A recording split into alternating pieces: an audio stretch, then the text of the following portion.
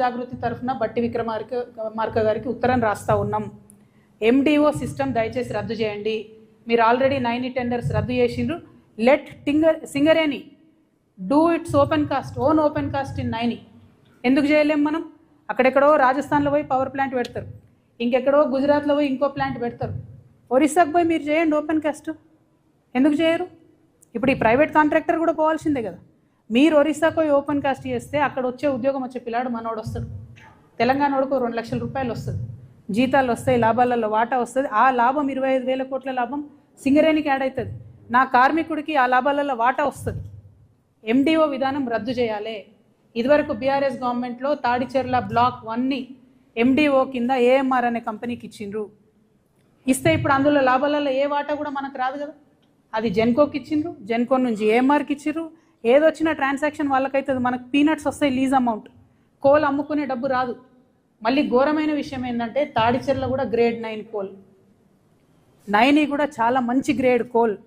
6,000 పైచిలకు ఒక టన్నుకు ధర వచ్చే కోల్, 4,000 3,500 వచ్చే కోల్ కాదు అది. దీన్ని 25 సంవత్సరాలకు మీరు ఆ పెద్ద తిమింగలానికి కట్టబెట్టే ప్రయత్నం చేస్తున్నారు. కాంగ్రెస్ పార్టీ యొక్క అవినీతిని గమనిస్తూ ఉన్నారు తెలంగాణ ప్రజలు. దయచేసి ఈ విధానాన్ని రద్దు చేసుకోండి. ఈ టెండర్ మీరు ఆల్రెడీ క్యాన్సిల్ చేసి అట్లనే ఉంచండి, క్యాన్సిల్ చేయండి. కానీ at the same time BRS యొక్క డొల్లతనాన్ని కూడా మేమందరం కూడా గమనిస్తూ ఉన్నాం. దాన్ని కూడా ప్రజలకు ఎప్పటికప్పుడు చెప్తూనే ఉంటాం. అబద్ధాలు చెప్పకండి. మీరు కాంగ్రెస్ని క్రిటిసైజ్ చేయండి, టెండర్లు రద్దు చేపియండి. కానీ ఏదో అంతకుముందు మేము మొత్తం చేసేసినాం కరెక్ట్గా, ఇప్పుడు అన్యాయం జరుగుతుంది అన్నటువంటి విషయాన్ని చెప్పకుండా వాస్తవాలు మాట్లాడితే బాగుంటుందని నేను కోరుతా ఉన్నా. ఇక గుంటనక్క గారు ఏం చేసిర్రు, నేను బట్టి విక్రమార్క గారికి రాయను కానీ కిషన్ రెడ్డి గారికి రాస్తా అని చెప్పారు. ఇన్నేళ్ళు పాలిటిక్స్లో ఉన్నారు కదా, ఇంత అనుభవం ఉంది కదా. రాష్ట్ర ప్రభుత్వం రికమెండ్ చేయకుండా సిబిఐ వస్తుందానండి? రాష్ట్ర ప్రభుత్వం అడగకుండా సిట్టింగ్ జడ్జి వస్తాడా? అంటే జస్ట్ షో. ఇక్కడ నుండి గుంటనక్క గారు మాట్లాడతారు, అక్కడ నుండి కిషన్ రెడ్డి గారు రెస్పాండ్ అవుతారు. రెస్పాండ్ అయ్యి వెంటనే ఆగ మేఘాల మీద ఒక కమిటీ వేసారు. ఈ కమిటీలో ఒక మేడంని పెట్టిరు, ఆమెది పెద్ద ర్యాంక్ ఉంది, ఆమె చేసినా కూడా బాగుంటుంది. కానీ ఇంకొక ఆయనని పెట్టిండ్రు, మారుపల్లి వెంకటేశ్వర్లు అనేటటువంటి వ్యక్తిని పెడితే వారు AGM rank, assistant general manager rank. ఆయన ఇక్కడ నుండి కోల్ ఇండియాకు పంపించారు. ఆయన ఆల్రెడీ అసిస్టెంట్ జనరల్ మేనేజర్. ఆయన ఇక్కడికి వచ్చి ఎవరిని అడుగుతాడు చెప్పు? తప్పు చేసినావు అని సీఎండీని అడుగుతాడు. ఆయన సీఎండీ గారితో మాట్లాడతాడా? మాట్లాడిన రిపోర్ట్ ఇస్తాడా? ఎందుకంటే ఈయన డిప్యూటేషన్ మీద పోయిండు, అయిపోయినాక మళ్ళీ వచ్చి సింగరేణిలో పనిచేయాలి.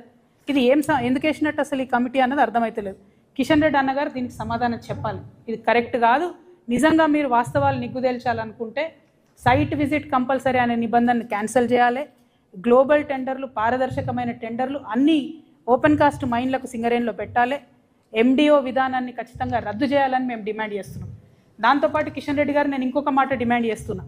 ఆంధ్రప్రదేశ్లో బొగ్గు నిక్షేపాలు ఉన్నాయి, తెలంగాణలో కూడా మన శ్రవణపల్లిలో, అట్లనే పెనగడపలో, సత్తుపల్లిలో, కళ్యాణకనిలో, కోయగూడెంలో, మన్గూరులో కొత్త టెండర్స్ కొత్తవి ఉన్నాయి, బొగ్గు బ్లాకులు.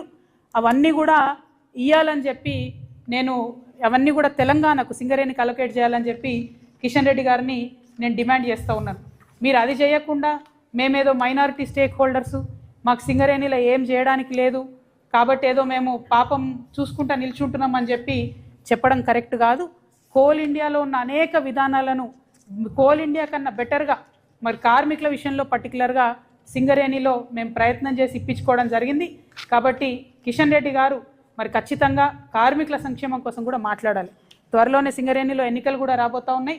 మరి అధునాతమైనటువంటి ఫార్మసీలో మందులు కావచ్చు, హాస్పిటల్స్ మంచిగా చేయడం కావచ్చు, పెండింగ్ ఉన్నటువంటి ఆఫీసర్స్ బిల్లులు కావచ్చు, పెండింగ్ ఉన్నటువంటి కార్మికుల బిల్లులు కావచ్చు, పెండింగ్ ఉన్నటువంటి రిక్రూట్మెంట్స్ కావచ్చు, ఇవన్నీ కూడా మరి కిషన్ రెడ్డి గారు దగ్గరుండి ప్రయత్నం చేసి సింగరేణి కార్మికులకు ఇప్పియాలని కూడా నేను కోరుతా ఉన్నాను. మరి ఒకటి కాదు, రెండు కాదు, బీఆర్ఎస్ హయాంలో కూడా ఇదే నిబంధన వేరే వేరే డాక్యుమెంట్స్లో ఉండే అని చెప్పడానికి ఇవన్నీ సింగరేణివే, వేరే వేరే కాదు, ఇవన్నీ ఉన్నాయి. ఇవన్నీ దాచిపెట్టి మరి బీఆర్ఎస్ పార్టీ మాట్లాడడం అన్నది కరెక్ట్ కాదు. ప్రధాన ప్రతిపక్షంగా ఉన్నప్పుడు మీరు ప్రజల పక్షంగా ఉండాలి తప్పితే కాంట్రాక్టర్ల పక్షాన ఉండకూడదు. ఇది కరెక్ట్ కాదని చెప్పి నేను మీకు కోరుతా ఉన్నాను. మరి దీంతోపాటు నిన్న మొన్న నేను ప్రెస్లో చూసిన మా మహేష్ కుమార్ గౌడ్ గారు మా నిజామాబాద్ కాబట్టి ప్రేమతో అన్న అని పిలుస్తున్నా. కాంగ్రెస్ పార్టీలు ఉన్నా కూడా అన్న అని పిలిచే వ్యక్తులలో ఆయన ఒక్కరు కాబట్టి మహేష్ కుమార్ గౌడ్ గారు చిట్ చాట్లో చెప్పిరని విన్నా. నేను స్వయంగా ఆయన బయట అయితే చూడలేదు. అదేందో నేను కాంగ్రెస్లోకి వస్తా అంటే ఆయన వద్దన్నాడట. నేను మహేష్ అన్నని చెప్తున్నా, అన్న కాంగ్రెస్లో ఏం లేదు, అది లూజింగ్ పార్టీ, ఓడిపోయే పార్టీ. నెక్స్ట్ టైం కాంగ్రెస్ రాదు తెలంగాణలో. నెక్స్ట్ టైం తెలంగాణలో మా జాగృతి పార్టీ గెలుస్తుంది. మిమ్మల్నే మహేష్ కుమార్ గౌడ్ గారిని నేను జాగృతిలోకి ఇన్వైట్ చేస్తున్నా. మీకున్న ఎక్స్పీరియన్స్తోని మీకు మంచి పోస్ట్ ఇస్తామన్నా, నేషనల్ కన్వీనర్ ఇస్తాం, మీకు మంచి పోస్ట్ ఇస్తాం, మీరే రండి. మేము చాలా సీరియస్ పొలిటికల్ పార్టీగా చాలా పెద్ద ఎత్తున ప్రజల వద్దకు వెళ్తాం. భగవంతుడి దయతోని, ప్రజల దయతోని తిరుగులేని రాజకీయ శక్తిగా ఈ రాష్ట్రంలో ఆవిర్భవిస్తాం. కాబట్టి మీరు నన్ను బద్నాం చేసే ప్రయత్నం చేయొద్దు. నేను వస్తాను కాంగ్రెస్ పార్టీలోకి మీకు చెప్పడం, మీరు వద్దనడం, ఇవన్నీ మీకు కలవడ్డది కావచ్చు అన్న. ఏమనుకోతే ఎవరికైనా చూపించుకోరు, జర బొట్టు గిట్టు పెట్టించుకోరు. నా రిక్వెస్ట్ ఏంటంటే ఇటువంటి ప్రయత్నాలతోని నా వ్యక్తిత్వాన్ని దెబ్బతీసే ప్రయత్నం చేయొద్దు. మేము మంచిగా మా పార్టీ తయారు చేసుకుంటున్నాం, విధి విధాలను తయారు చేసుకుంటున్నాం, కమిటీలు వేసుకున్నాం, మంచి జోరుదారు తయారీలు ఉన్నాం మేము. అంతేగాని ఎవరి కోసం వెయిట్ చేస్తలేం. సమయం వచ్చినప్పుడు ఖచ్చితంగా ముందడుగేస్తాం, సమయం సందర్భాన్ని బట్టి ముందుకెళ్తాం.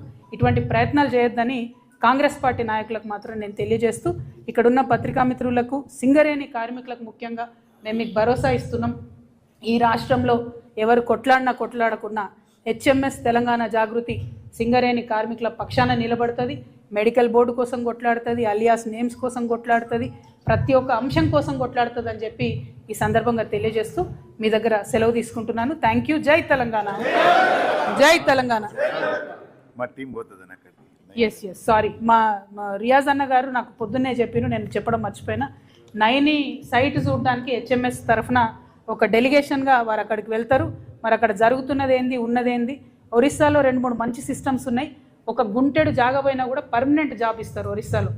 ఏ అంశంలో కూడా పోయినా కూడా ఆ సిస్టమ్స్ అన్నీ కూడా స్టడీ చేయడానికి హెచ్ఎంఎస్ తరఫున ఒక డెలిగేషన్ పోతుందని చెప్పి వారు చెప్పడం జరిగింది. ఈ విషయాన్ని తెలియజేయడానికి నేను చాలా సంతోషిస్తూ ఉన్నాను. Thank you. జై తెలంగాణ.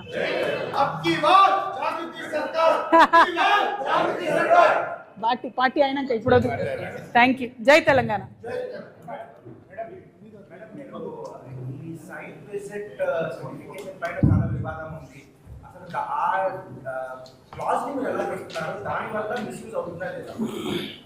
అంటే కొంచెము కోల్ అనేది కాంప్లికేటెడ్గా ఉంటుంది.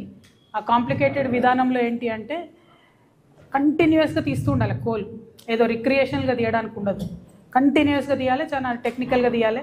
సో ఒకరు మట్టి తీస్తుంటే ఇంకో పక్కన బొగ్గు తీస్తుంటే ఆ ఓపెన్ కాస్ట్ గనిలో చాలా ఎగుడు దిగుడు ఉండే వాతావరణంలో రకరకాల మెషిన్లతో వర్క్ జరుగుతుంటుంది. అది జరుగుతున్నప్పుడు జనరల్గా ఆ సైట్కి పోయి చూసి, మరి ఈ సైట్లో ఇన్ని ఇబ్బందులు ఉన్నాయి కాబట్టి ఈ పర్టిక్యులర్ కాస్ట్ అయితేనే మేము చేయగలుగుతాము అని చెప్పి ఒక రియలిస్టిక్ వాల్యూ ఇవ్వడానికి ఆ నిబంధనలు పెట్టడం జరుగుతుంది వాస్తవానికి అయితే. అది ఇంతవరకు ఓపెన్ కాస్ట్కి, ఓబీలకు లేదు. అది కొత్తగా కాంగ్రెస్ గవర్నమెంట్